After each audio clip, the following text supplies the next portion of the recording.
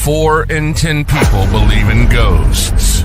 Over a third of people believe intelligent life exists outside of Earth.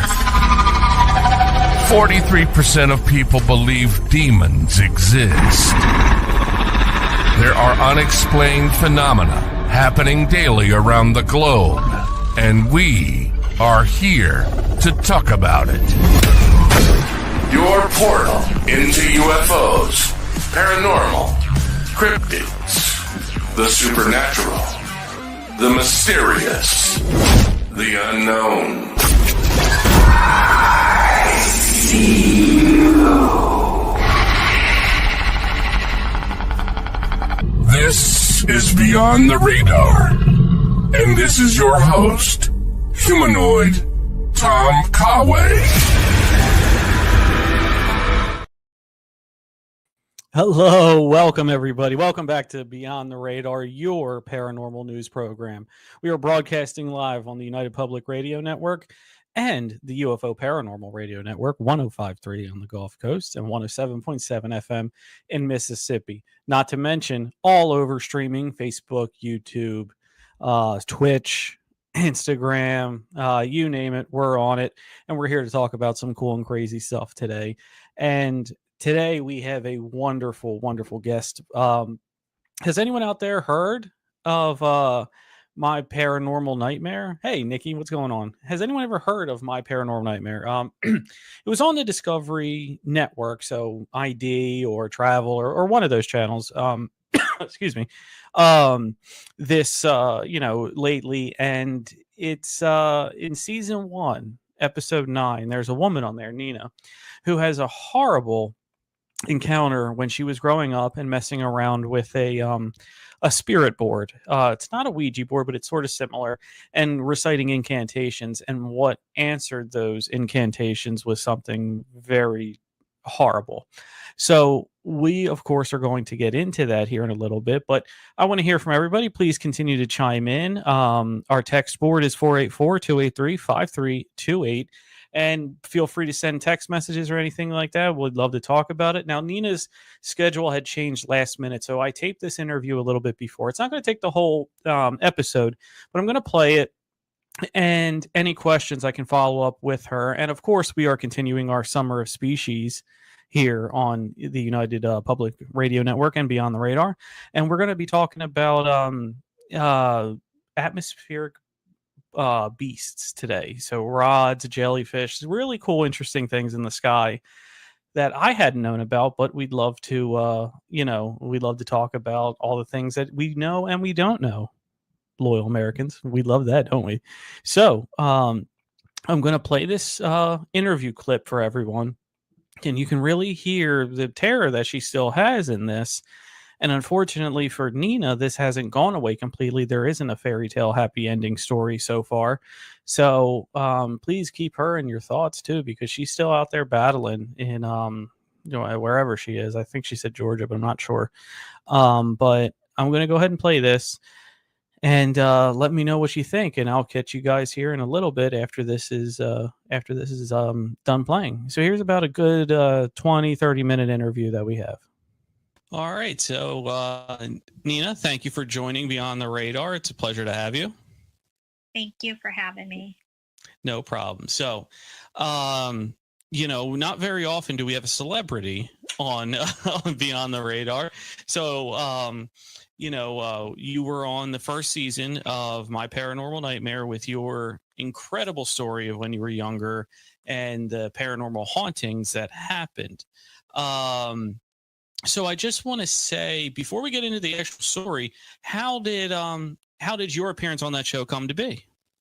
Oh, I always followed people on Facebook, like I'm in paranormal groups, and there was a casting call for if you were a child experience fly. So I didn't go into be picked, and I got a phone call. I was on the Awesome. That's great. So you just reached out and somebody reached back out to you. That's wonderful. no rounds of interviews or anything like that, but that's good. So I guess I have a little advanced knowledge before the audience. I had watched your episode, and it is very creepy and very spooky, and they did a good job of the reenactment. It sounded, a lot. They showed a lot of what you were saying, you know what I mean, to be true on that.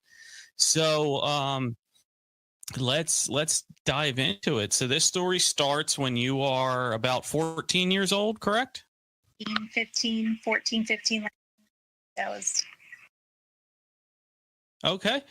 And so you're about 14, 15, and you had, I'm sure you probably couldn't say the name of it, but it was a spirit box or a Ouija board that you had, right? Can I say it?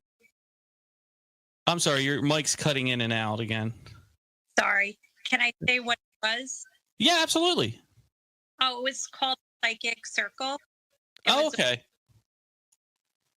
It was like a spirit board. It wasn't the actual board. Okay. All right. So it was similar though, correct? Yes. Okay, excellent. So now did you purchase this or I know your cousin was in the episode too. How did that come about? Oh, my dad, we were at the store in the mall, and my dad, I found it, and I asked my dad if I could buy it, which was like a big no-no in the house. So I had to hide it because my grandma was really religious, and she would have burned the board outside if she. So my dad actually bought the board for me. Okay, gotcha. And so I can totally relate to that. My grandmother, Italian Catholic, so, I have 9 aunts and uncles and, very religious and everything, as to, so I can relate to that. So did you almost have to keep it hidden in sort? Yes, like a lot of my, the psychic circle I had to hide.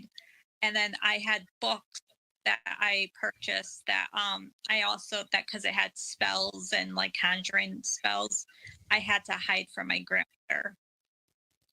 Yeah. Okay. So that makes a lot of sense. So, all right. So it's cool. Teenage girl. You got your cousin. You got this thing that you're hiding. You know, not many people know about in the house. Let me start this way. What made you take that step into, let's actually try something?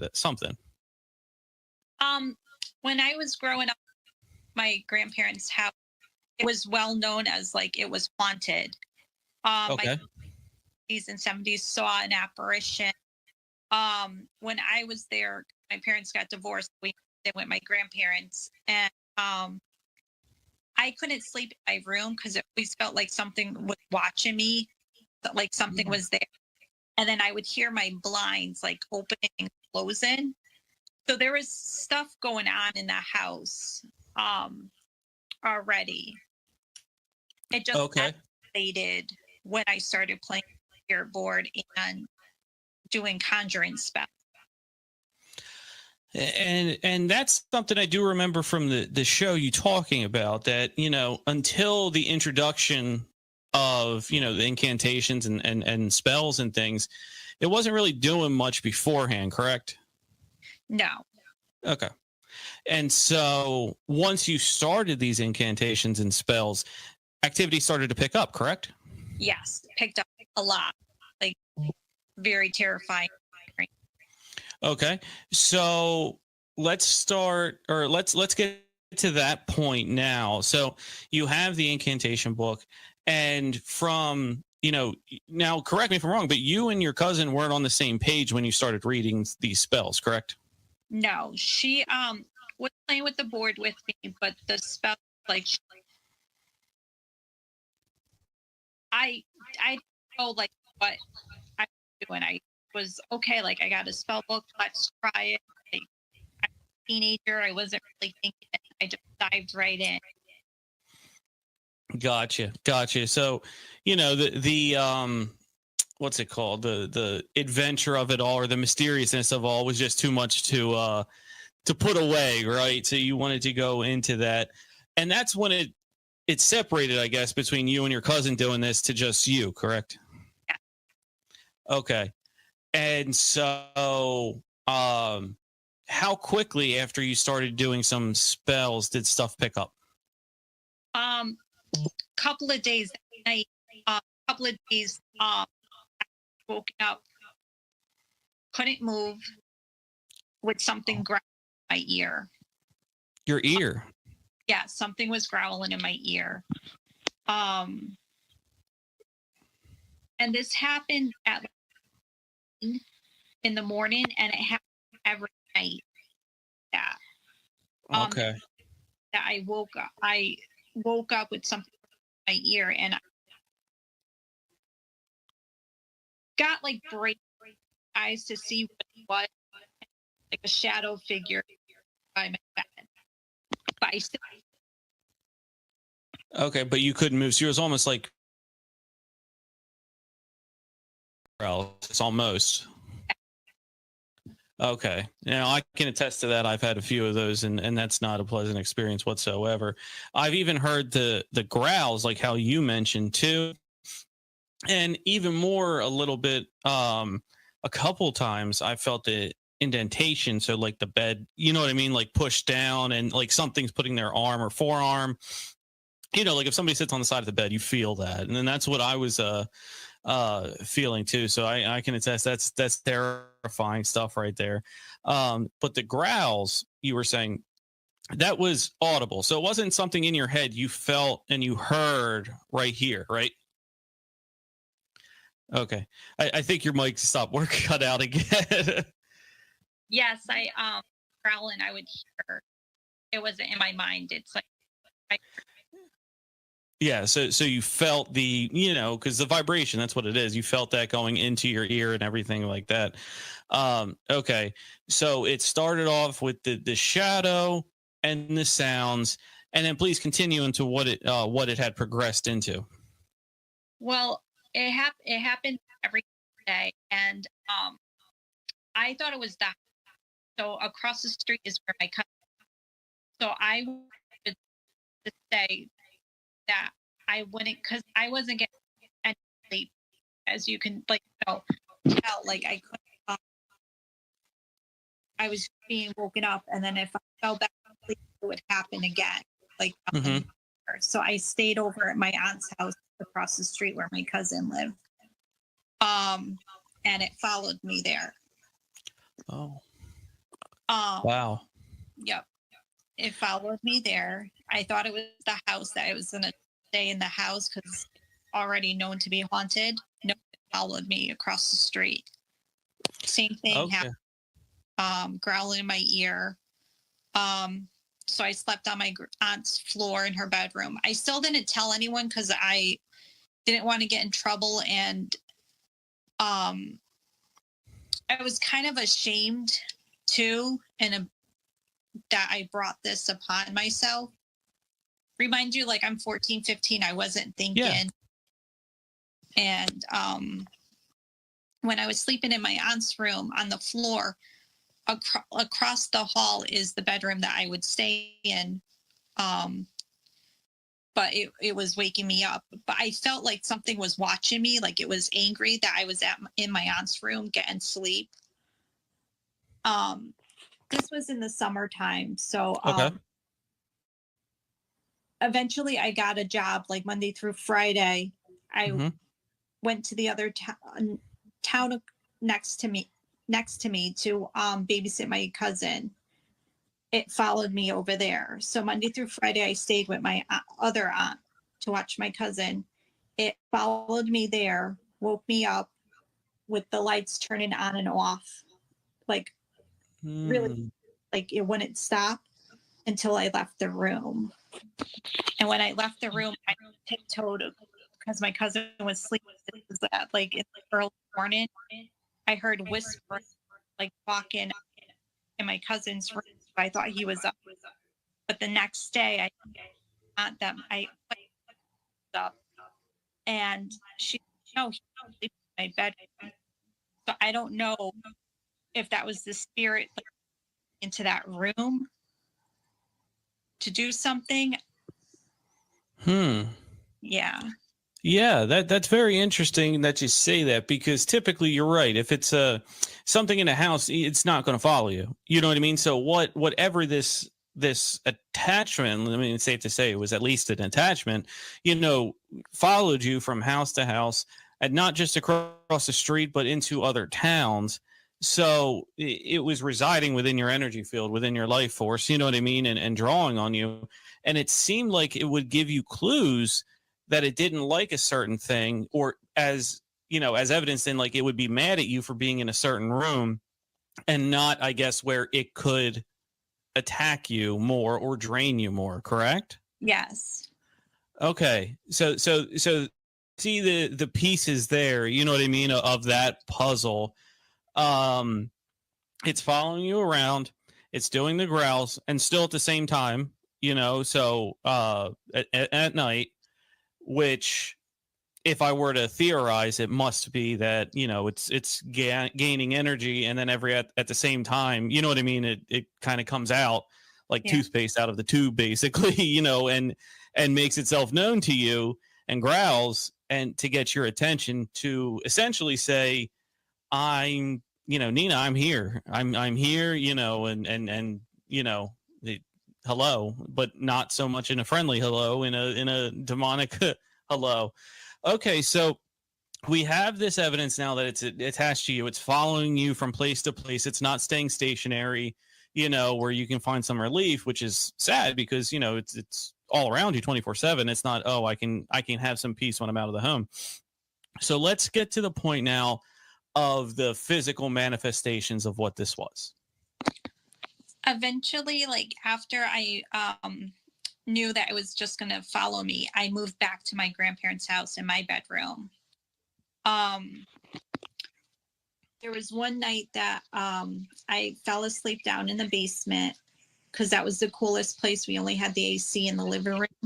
Mm-hmm. I fell asleep in the basement. I woke up hearing something coming down the stairs. I thought it was my dad, because he worked second shift, so he would come, like, because I didn't know what time it was. He would come and watch TV down in the basement. And when I looked, there was this creature that was like half goat and half human, just standing in the doorway. Oh wow, that's terrifying. Yeah, the face was censored, so I couldn't see the facial features, but I noticed the large horns and the goat feet. And he disappeared and reappeared until he got to the end of the sofa, and he told me to go upstairs. Oh, it talked to you? It talked to me and told me to go. My grandmother wanted me. So I went upstairs, like, I had to, like, run past it to get up. And my grandmother was in the living room sleeping on the couch, and I didn't know at the time she was having dreams that I was signing a book with the devil. A couple of days after this experience, she told me, she's like, there's something going on. I keep on having dreams you're signing your name in a book with the devil. Wow. And I told her, oh, nothing's happening, because I was just going to deal with it myself. Mm-hmm. And that was one of the manifestations of this creature. And then I would have dreams about him all the time.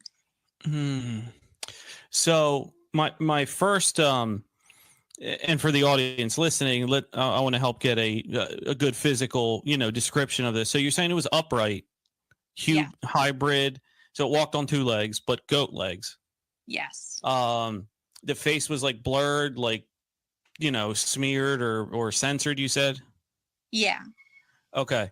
And if you could just estimate height, a normal human height, 6 foot, 5 foot, 6 foot, or do you think it was bigger, smaller?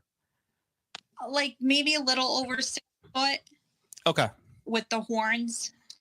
Oh, with the horns. Okay, so that's what I mentioned. That's what being a radio show, I want people to try to visualize what this this is, and it spoke. How was the voice? Deep, like demonic, or? It was deep and demonic, telling me to go upstairs. My grandmother wanted me. Okay, so forceful. Yeah. Okay, so it wanted you to go upstairs. You got up there, you found out she had this dream, but this wasn't until a couple days later. What did it want for you to go up there for?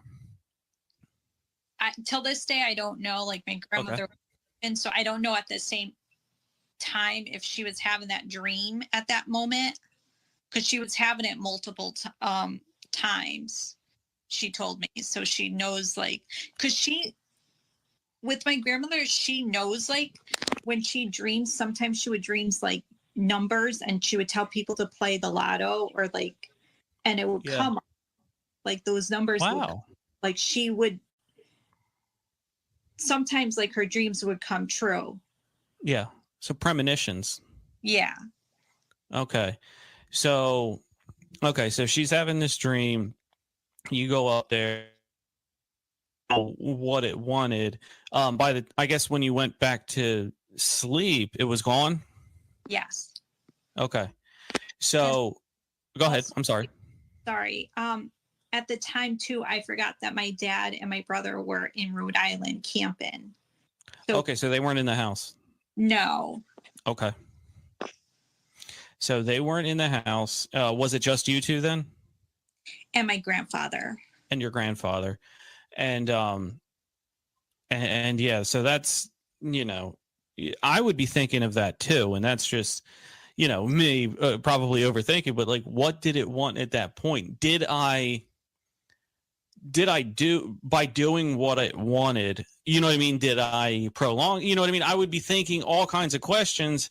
What if but then if you disobeyed it, you're in a basement with this horned human hybrid demonic. I don't know if there is a right choice at that point. I listened to it because I didn't know, like, if it was going to start attacking me, like, True. if it started disobeying. And I wanted to go upstairs anyways. I didn't want to be downstairs with this thing. No. It's it's a terrifying thing. I give you a lot of credit for being a 14, 15-year-old girl and having, because you said you had to go past it. You know what I mean? Like having the guts really to go past it and go through what was blocking you to go upstairs. So I definitely give you a lot of credit, and I don't know if I would have done that. I'd probably be too scared. But okay, so we had this, and then you said it appeared to you other times in dreams. Was there any more messages? Like, how did the dreams happen? There was one dream that he came, and I remember getting physically sick afterwards, like throwing up and. Mm-hmm. And okay, go ahead. It was like just really like disgusting. Like, I don't want to talk about it. Like, it was just dreams. So disgusting dreams that you had with it. And it made you physically ill, not in the dream, just in real life when you woke up. Yeah. So you're getting this physical reaction from something. Well, two, really. The first one, in real life, if it's a dream, you're not getting up, going upstairs. You know what I mean? And interacting. So that's the first physical reaction. The second one is you're having the illness, the sickness, the really terrible feeling that many people who have encountered demons or entities they haven't particularly liked do report. You know what I mean? Where they report that I get you have a physical real world sensation to something, which lends more credence to the fact that it actually happened. Because if there was no, when people have scratches, when people get sick, if you have none of that, it's a lot easier to chalk it up to an imagination. But this, you have a physical reaction to something. How can you deny that it wasn't real? So I definitely, understand how that is.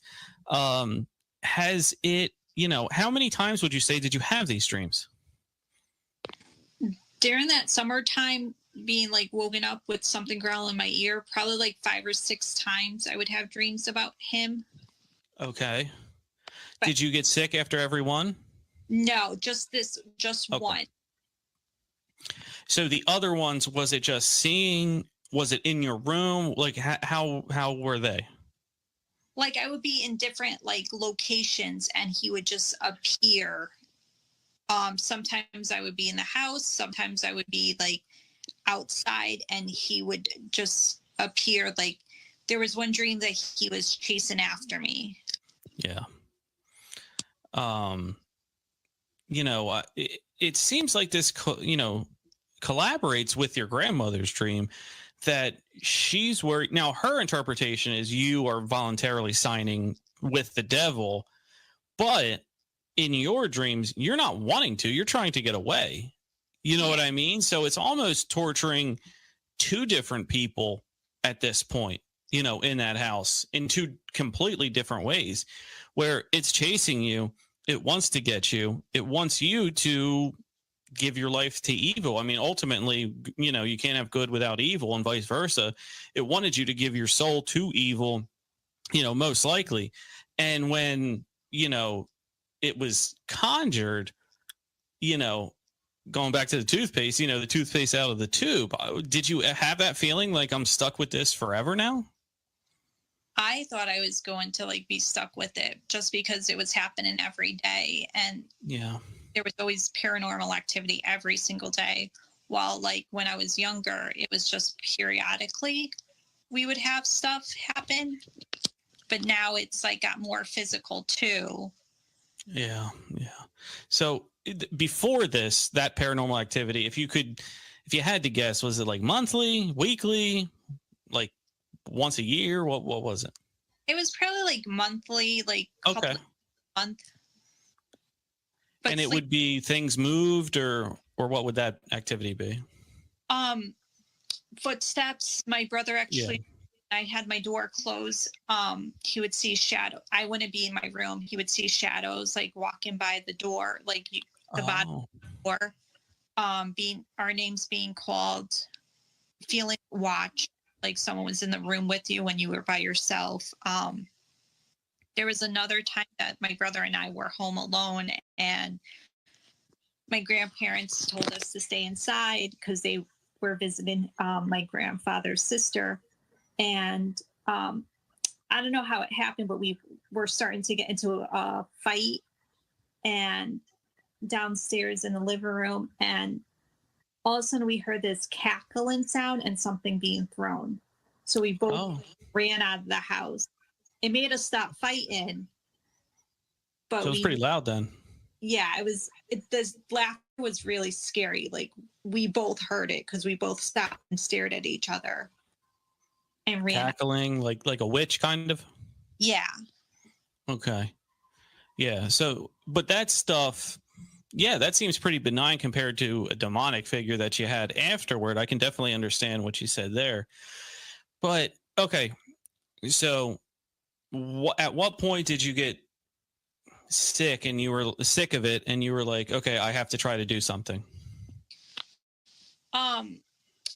When I was sleeping and I was woken up with something actually talking, instead of growling, it was talking to me, telling me you're going to kill my family and then kill me. Oh my God.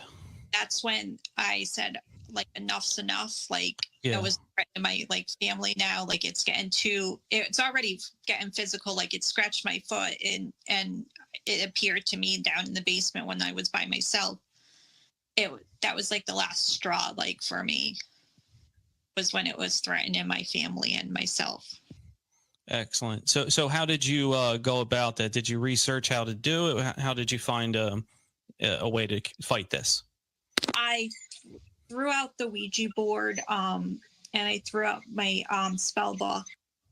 And then that night, I was woken up with something's telling me that I was going to come back. Okay. And was that it? Did it come back, or was it just trying to threaten you?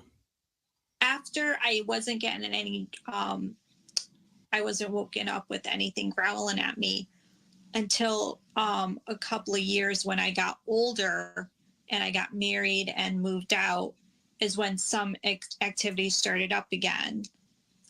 But this was at another location. It was the condo that we bought to start off with. Mm-hmm. And I would hear like walking around. When I got pregnant, I would sleep on this couch because my back would hurt. Okay. Something would come up from the basement. Like I couldn't move still. Like I was woken up and I couldn't move. Something was coming up the stairs, like from our basement, and it jumped on the banister. And I don't know if it hit my stomach, like, but I felt like something hit my stomach.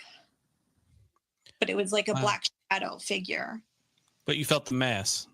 Yeah, like I thought it hurt the baby. Oh God. And I'm sure, that was your first child. Yeah.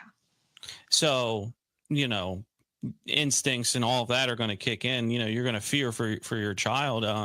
Everything was okay, correct? Yes, everything was okay. All right. He was born. I'm sorry, go ahead. He was born. This is when I saw the shadow figure and I knew it was coming back. Or it was just showing me like, hey, I'm still here kind of thing.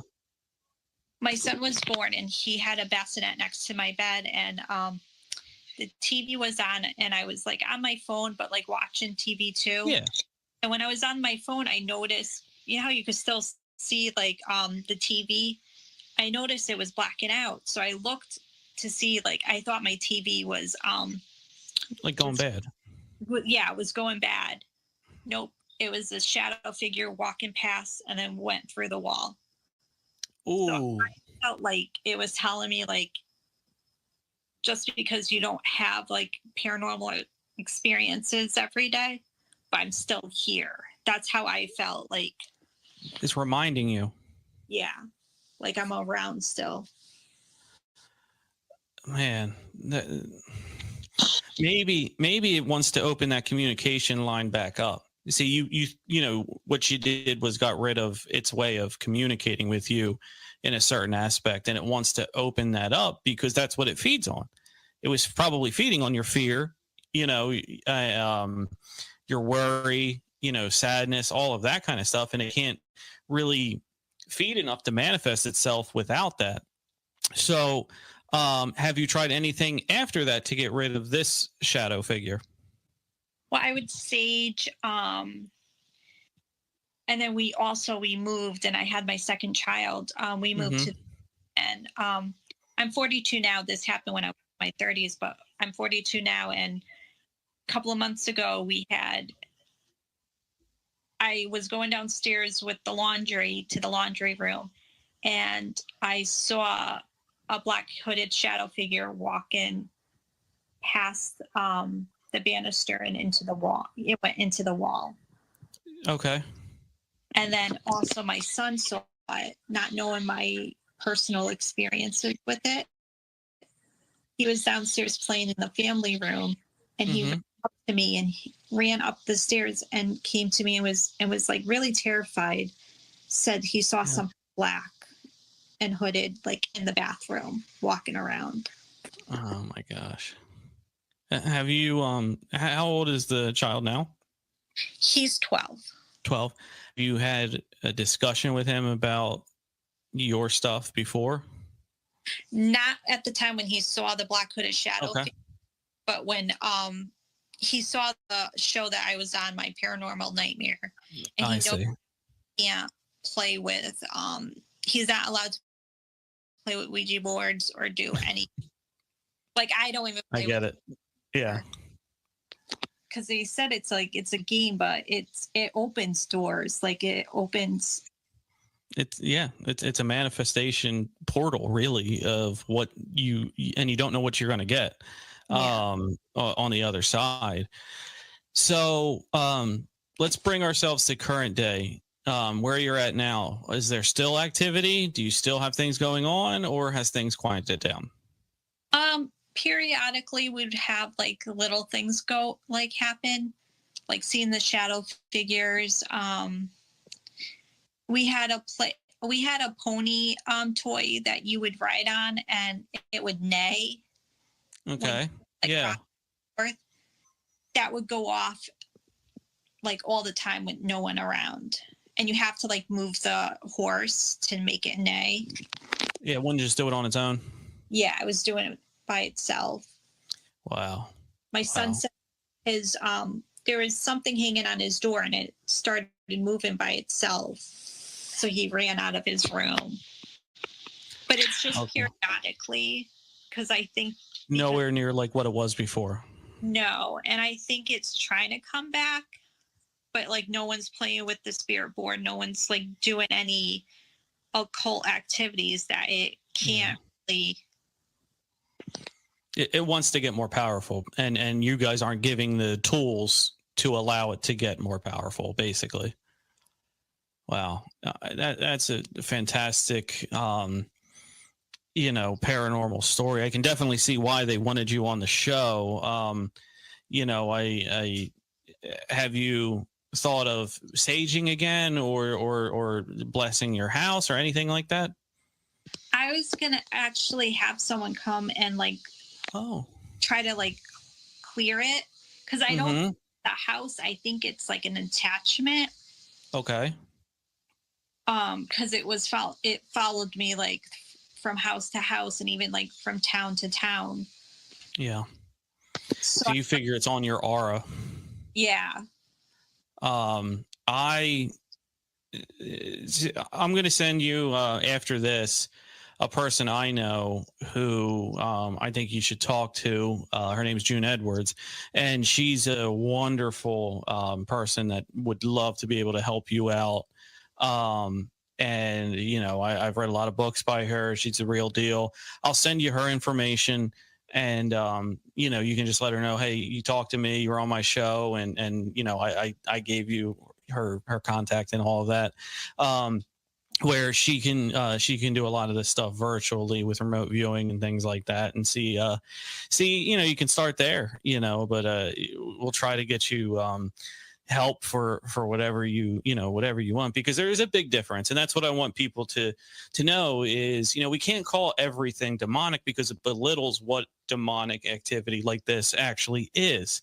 And, if you hear footsteps outside, or you have the residual haunts and things like that, that doesn't necessarily make it demonic. You know what I mean? And it takes away from people who have true experiences, such as yourself.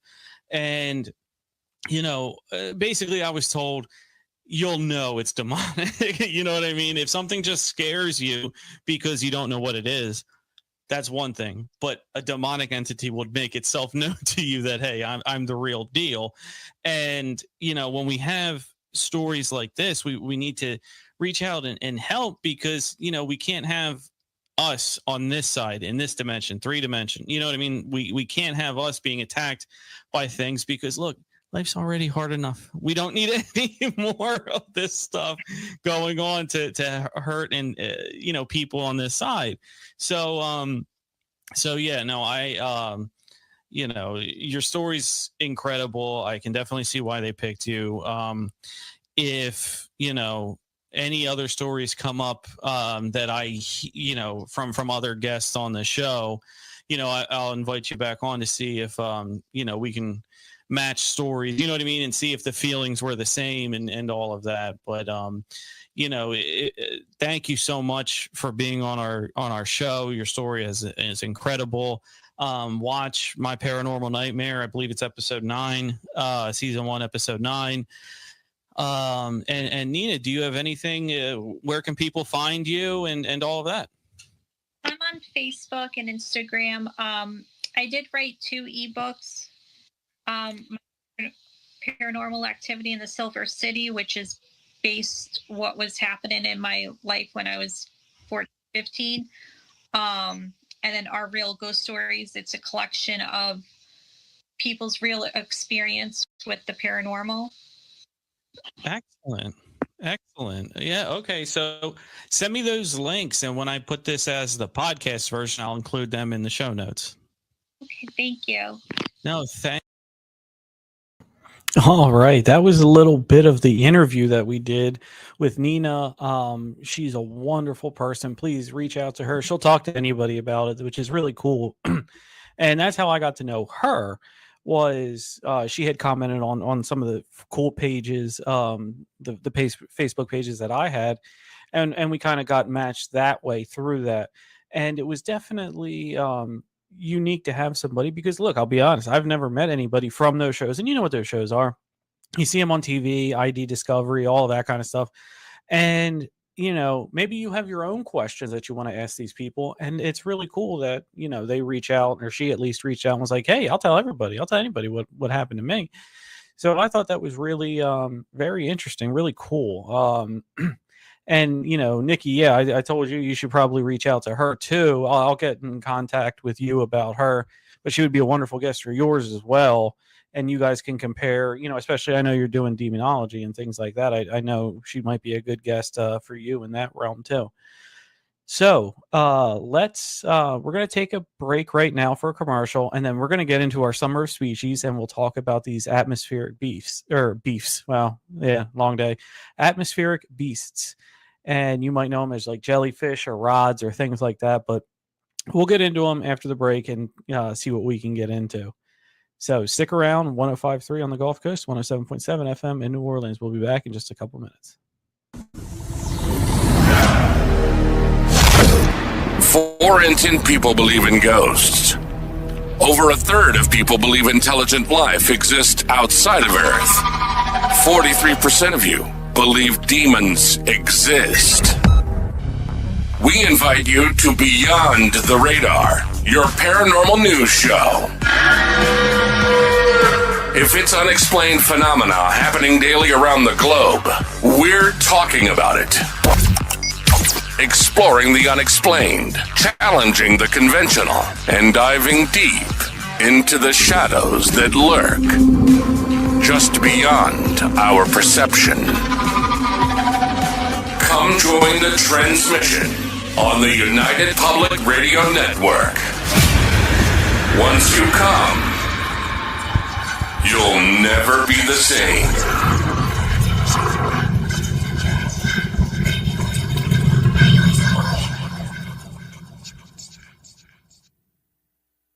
Meet Daniel Knight, a psychologist with an extraordinary gift to absorb and heal the deepest wounds of the mind.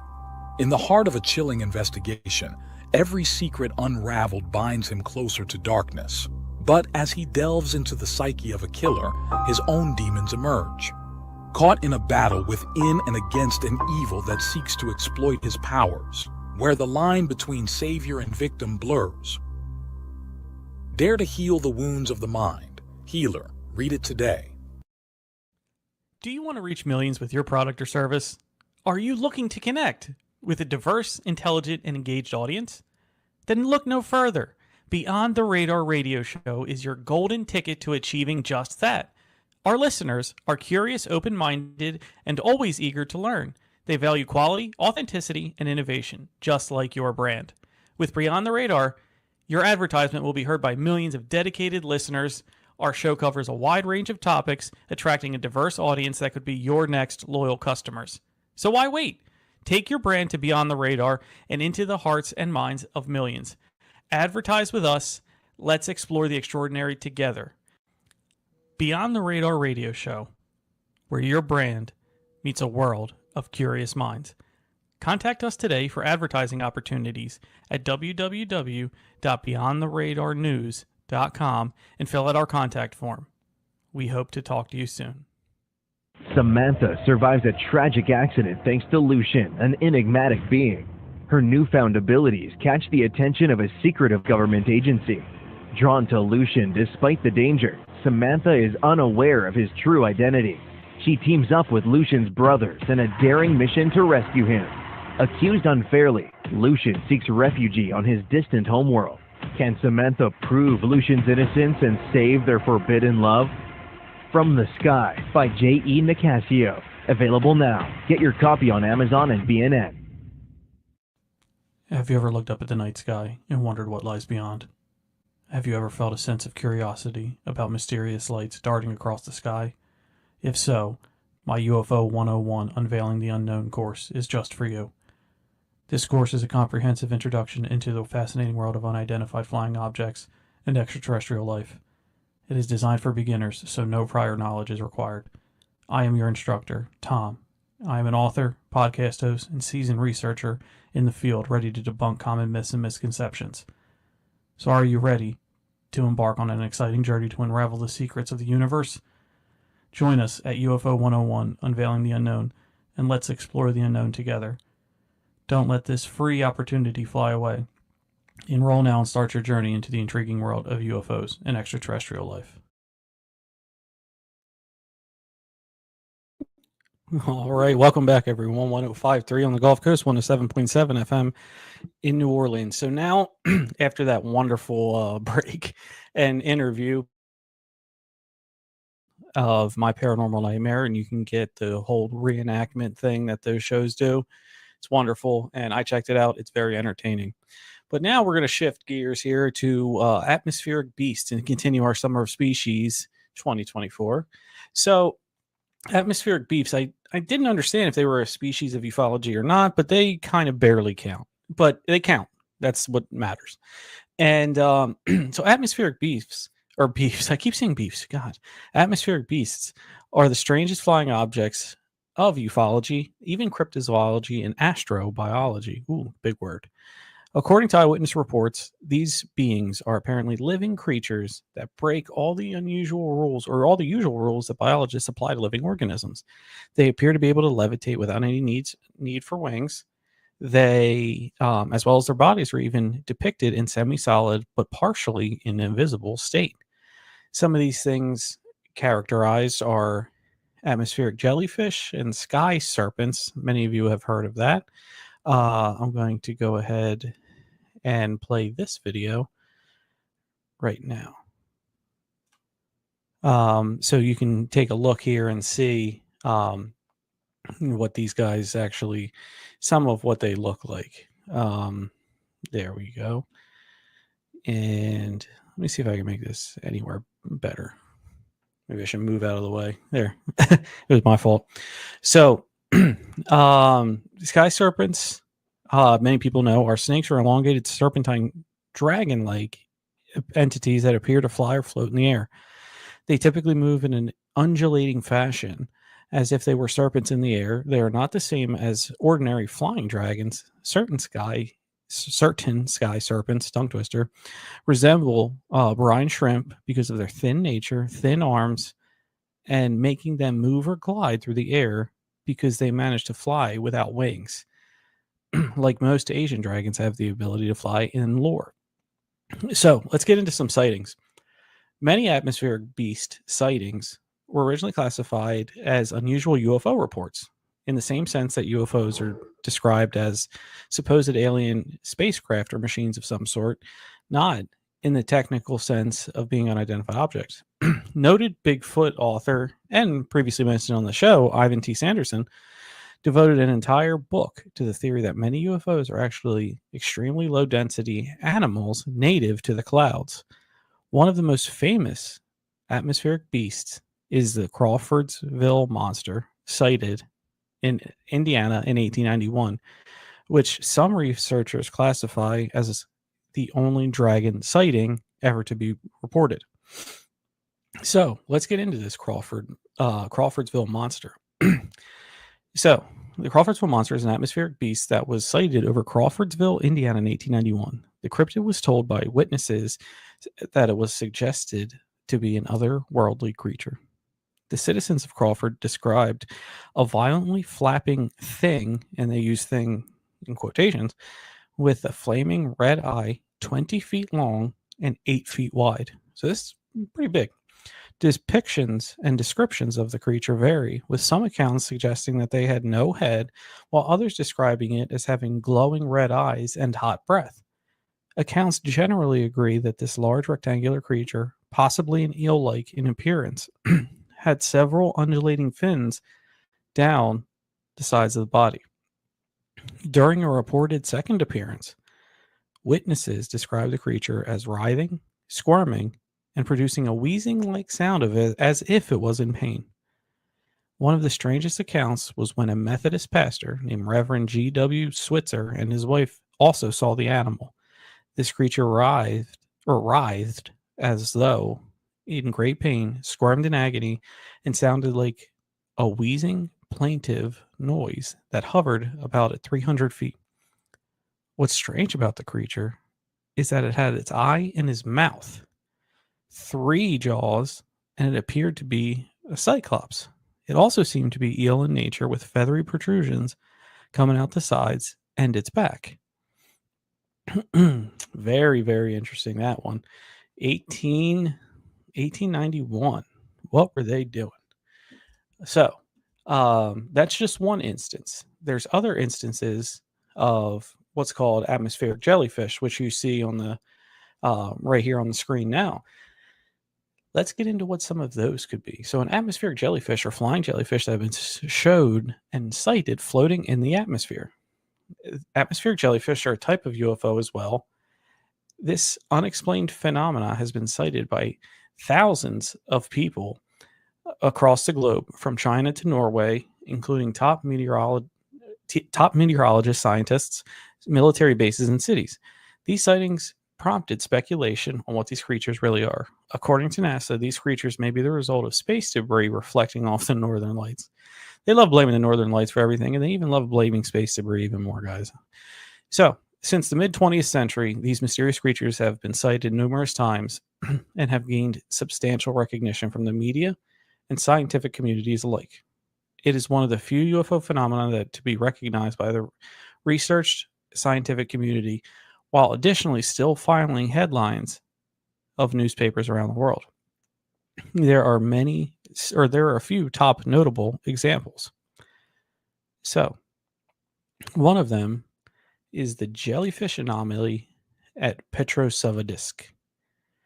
The jellyfish anomaly of Petrosavodsk is the first documented sighting of an atmospheric jellyfish, a type of atmospheric beast, by Yuri Gromov and Nikolai Milov above the skies of Petrosavodsk, Russia, in September 20th, 1977. Another one was the Norwegian atmospheric jellyfish sighting in Norway by Pern Arne Milkesen, leading the scientists theorize that it could have been caused by light from an aurora bounced off a space satellite. Man, they love that, huh? They love doing that one. One of the other ones that I want to get to too is probably the most common, which you see on the video as well here. These guys, where are they? Air rods. Air rods. Let me get to them right here. Okay. Air rods are also called flying rods, sometimes referred to as skyfish, and are something like crop circles that even skeptics acknowledge their existence. The only question is what they really are. Air rods have never been seen live with the naked eye, but are picked up by cameras and cell phones all over the world.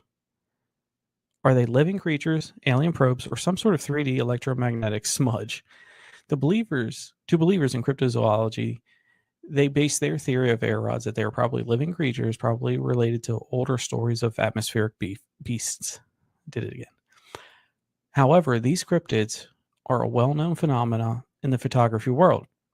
Air rods are video artifacts created by motion blur, especially in the interlaced video recording and the after image trails of typical flying creatures, especially insects. As such, belief in these cryptids is practically non-existent in those versed in photography. While this species is almost guaranteed to just be this camera glitch, other possibilities include a centipede species with membranes between its legs, allowing it to glide around on windy conditions. This species may be translucent in coloration, making it more difficult to spot without the motion blur effect.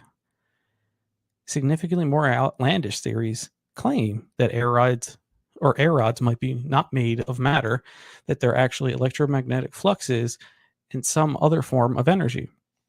Air rods are made of some undiscovered fifth phase of matter. That's interesting.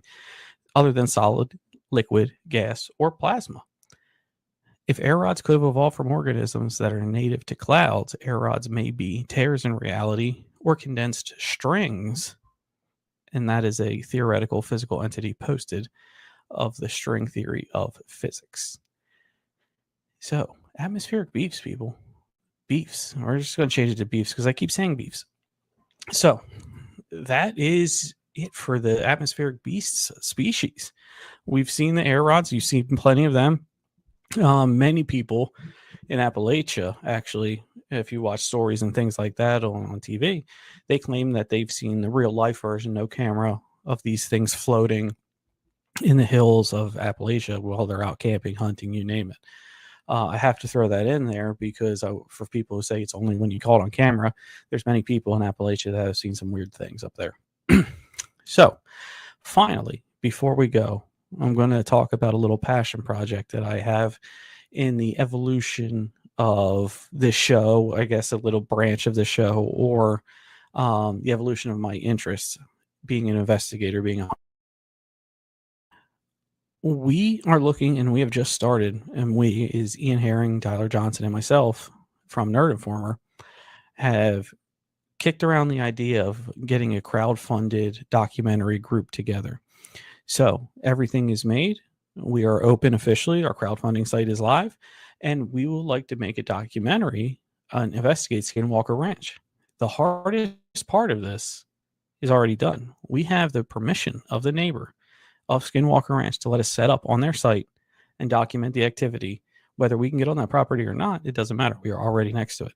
So here's a little video we made in a promo that we want to share with everyone.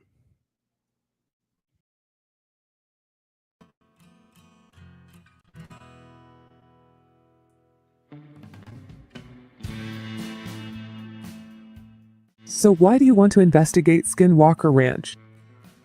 Are you kidding? It's Skinwalker Ranch. The Uinta Basin is one of the most fascinating places on Earth, and it's also one of the most highly investigated places on Earth. Like every time I've watched a documentary, it always draws me to want to go there even more. Whether you're looking for paranormal, UFO, cryptids, skinwalkers, and probably a whole lot more. This is what interests me the most. Never has an investigation been so technologically advanced. I've personally spent years reading and watching anything that had to do with the Uinta Basin. The Uinta Basin has everything. Highly advanced cameras or highly advanced recording devices, night vision drones. I believe we can use all of those things. Night vision goggles that we can see at night because we're going to be up all night. And putting it in a documentary so the world can see how technology can assist us in the hunt of paranormal research. Cameras just on every site. So we can always have that angle if we need it. Out of all of the paranormal activity on Skinwalker Ranch, portals, UFOs, cryptid, what interests me the most has to be the cryptids. I'm a monster guy. I want to go see, I want to go check out, I want to find evidence of a monster, of cryptids, of an entity. In conjunction with the right experiments to really find out a little bit more about what the Uinta Basin is hiding. Really cool stuff, everyone. Really cool stuff. Check out, please donate. I'll put the link. Yeah, I can put the link right here. If you all just give me a minute. Cool. So we will, here's the link. Please donate. Oh, guess we can't do links in the comments, but that's, watch the show. Keep watching the show. Please just donate to our investigation, and you all will receive a copy. There's plenty of perks on there. You could even get your name in the credits. I think it's a wonderful experience, and we love to do this for everyone. And having the technology of satellite internet, night vision goggles, night vision cameras, FLIR cameras, we're going to definitely catch something. And you want to be on the inside of this project when we do. But that's it for me, everyone. Keep following tonight. We have the Outer Realm coming up. We have a wonderful slate tonight. So please stay weird and stay safe. And I hope everybody has a good weekend. Beyond the Radar, we were broadcasting on 105.3 FM in New Orleans and 107.7 FM in New Orleans. I'm sorry, 105.3 on the Gulf Coast. Stay tuned. Everyone have a good night, and we'll talk to you and catch you later.